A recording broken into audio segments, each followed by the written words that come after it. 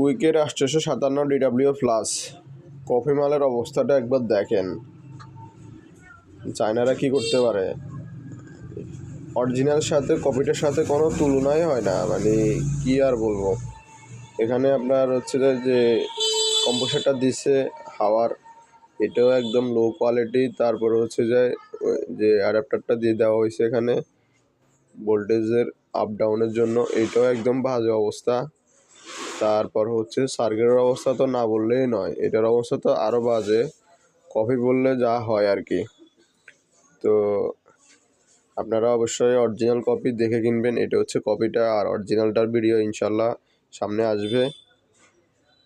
কপির অবস্থা হচ্ছে এটার প্রাইস হচ্ছে 5500 টাকা, আর অরিজিনালটার প্রাইস হচ্ছে 9500 সামথিং, 9300 এরকম হবে আর কি। তো 9500 বা 300। আর কপিটার সাথে এরকম আলাদা অ্যাডাপ্টার লাগা থাকে, আর অরিজিনালটার সাথে কোনো অ্যাডাপ্টার থাকে না, সরাসরি মাদারবোর্ড থেকে কানেক্ট করা।